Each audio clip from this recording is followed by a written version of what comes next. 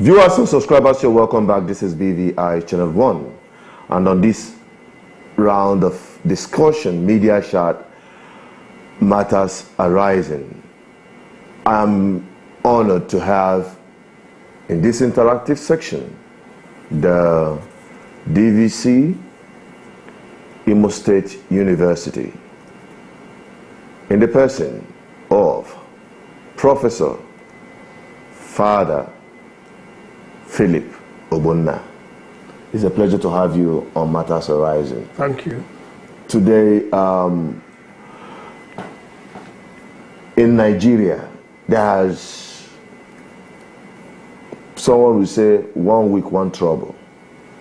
But this one, it seems like every day new trouble for Nigeria. From your assessment, is Nigeria in trouble? Everybody's in trouble. The country is in trouble. Not only Nigeria, the world is in trouble. But ours is a bit peculiar because it seems that we are directionless in what we are doing. And that's a sickness, not having a direction. Which means we have to go back to ask ourselves questions. If we don't get our direction, the center cannot hold as we have it today.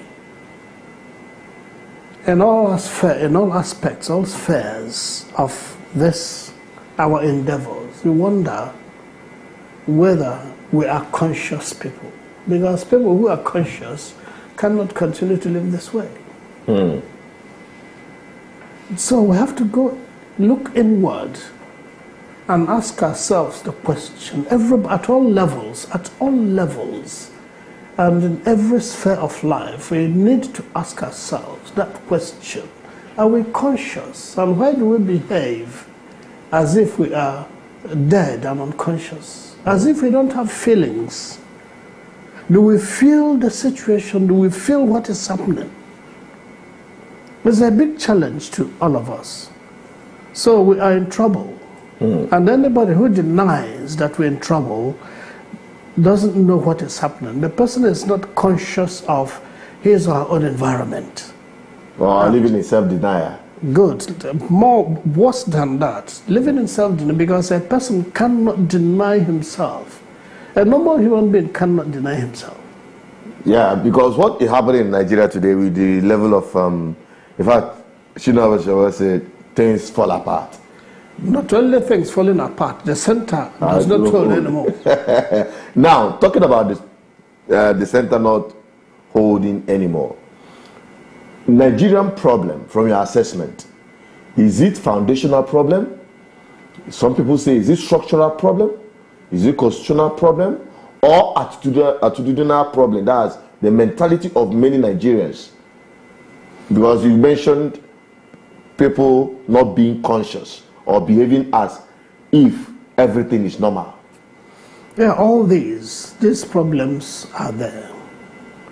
Constitutional problems. Do we have a constitution? Many lawyers are debating that. The NINAS is debating that and trying to prove it. What we have seem to be decrees compiled by the military and just gave that the introduction that we all have agreed. That is not true.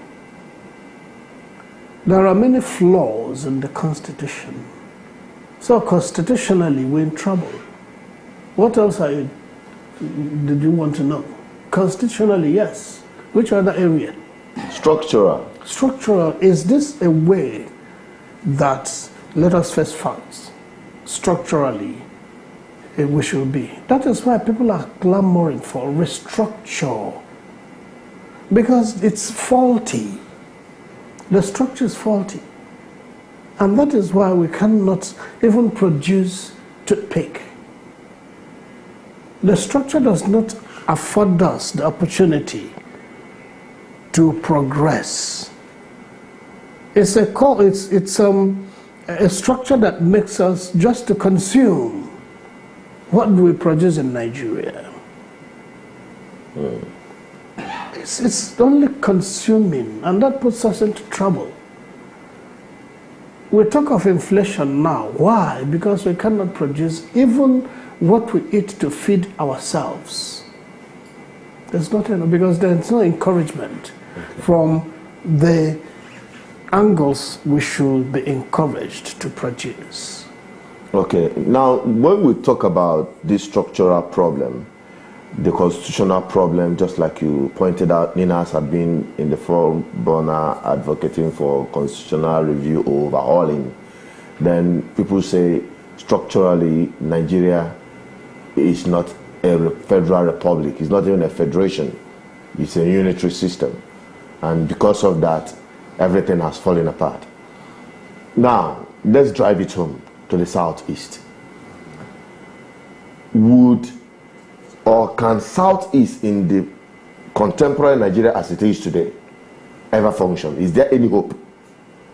Why do we talk of Southeast?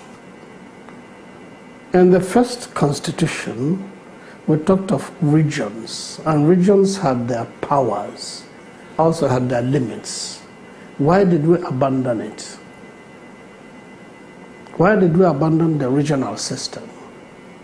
Is it that we are following other countries without understanding what they're doing? If we were following America to have the system, the state system, why can't we follow it well? Because each state is like a country of its own, independent. Yeah. We have states here, yet we run a unitary government. So we have to know what we are doing. I'm not a political scientist, but we are conscious of what is happening and knowing that it is not proper. It's not supposed to be that way. And it's not working. It's not working. That is why we are this way. When we look at it and it's not working, why can't we face the fact and say, look, we must change? Now, the main challenge in the change, is it the political class or the people? Because Minas will always say it is the people that will ignite it. But would that be possible without the political? I don't think that the politicians who are at the helm of affairs, I don't think they have a good will for the people. Because you see your people suffer. You see your people complain.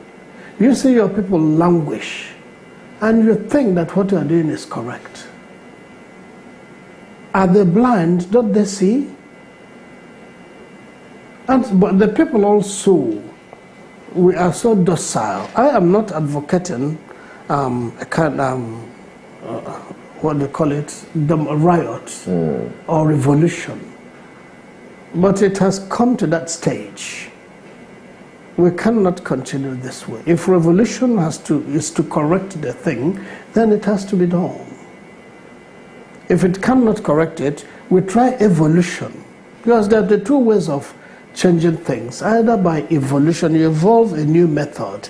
We have tried to evolve methods that are even defective. And these methods do not help us. So have we tried evolution? It was the aim of the NSAS, which did not work. We don't want to go to extremes.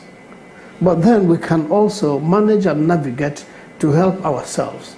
It's not the white man or the people that will correct things for us or will teach us how to do things. We know what to do. But because of bad will, the political class have bad will for the people.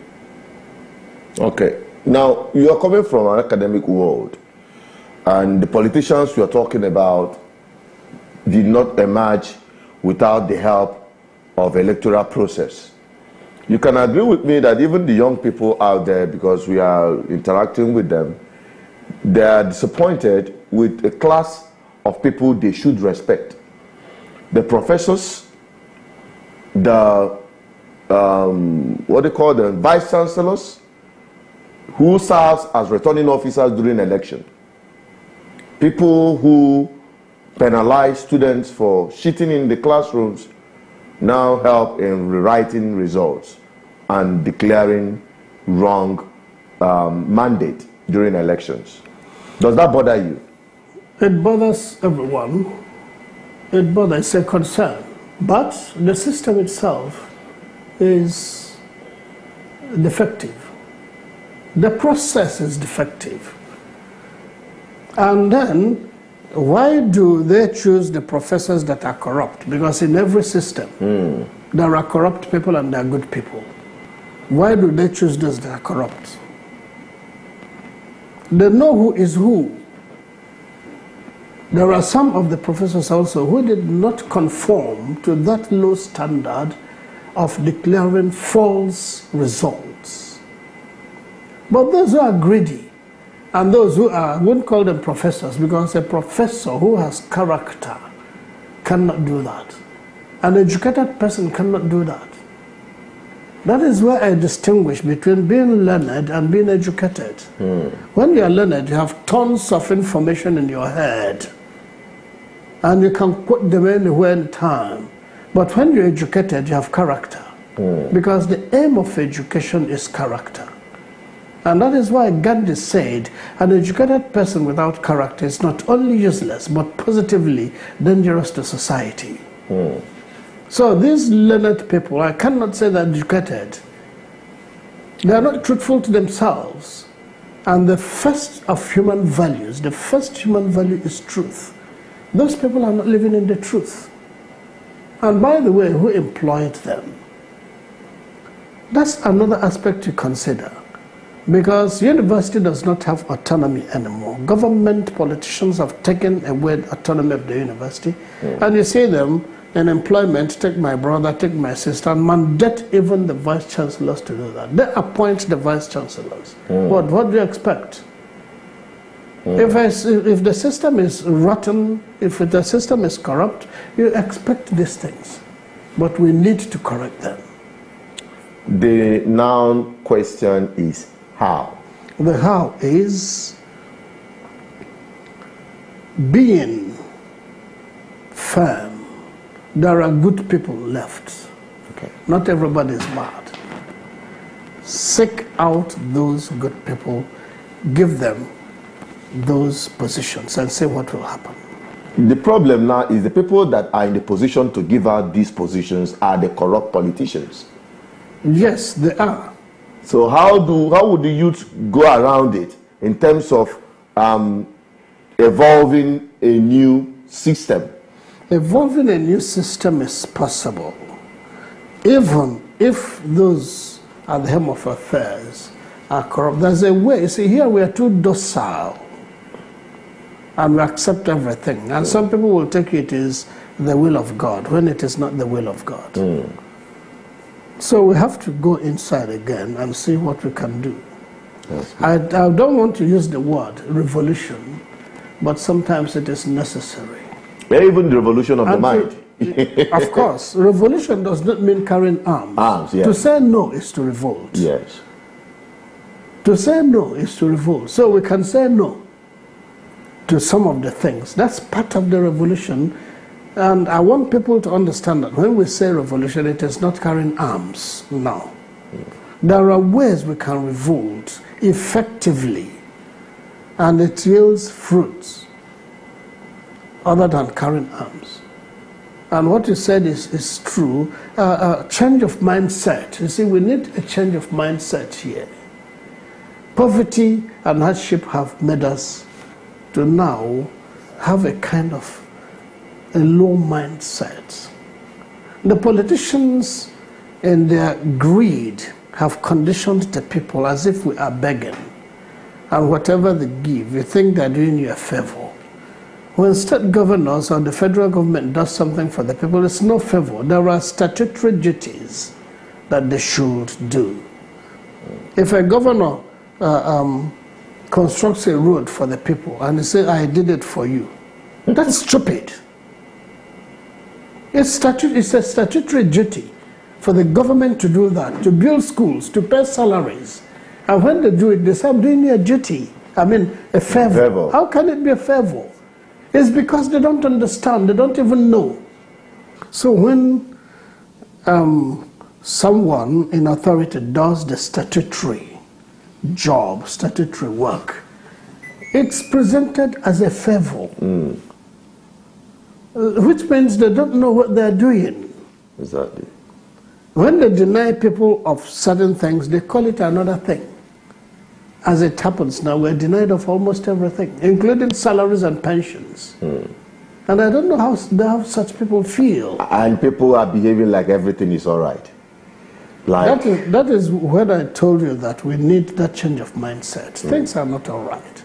And anybody who claims that things are all right is not conscious of his condition. All right. Now, as a way of wrapping up this conversation, because we're going to engage more with you, coming from the academic background, the education and skills, because you've talked about education, formal education as they call it, and also skills. Some people bread on my neck when one professor or a teacher or a lecturer video went viral saying that education can only make you a miserable job hunter. And when I published it and people say, or when I say certificate is a scam, that has happened to a lot of people. And some people say, get a skill when getting certificate. So in your own experience, both in the academic world and as a priest, what would you advise our young, energetic people out there looming out on the street? You see, when things were all right, people were talking on passing through grammar school. It's not that way again. The world has changed. The world now is not the world 50 years ago. Technology has brought in new things. That level of grammar school does not suffice. Every person, whether educated or not educated, formal education or informal education, must have a skill. Those who brought the education to us are doing it. There is nobody who graduates from the university, or even before he finishes the secondary school, should have a skill. And when you remove the S from skill, that is what has been happening. That becomes skill. And many people are killed who also think they are educated because the S is not there. Skill and education go together. So skill, education, character. Any human being who is educated must possess these three. Okay. Education, the aim is character, you possess it, and you possess skill. Right. Otherwise, you have kill, and you can kill in various ways. No wonder there are so many killings in Nigeria. Anyway, thank you so much, Father and Professor. It's a wonderful time with you in this media chat. We would like to be tapping from your wealth of knowledge and experience in most of our programs. Even if we can't be physical like this, we will bring you visually. That is one of the things technology have done for us. Yes. And to you who have watched, I believe you tapped a word or two from this conversation. Share it. Don't be stingy with disinformation. Let the next person get it as well. Still remain as Peters. Until next time, bye-bye.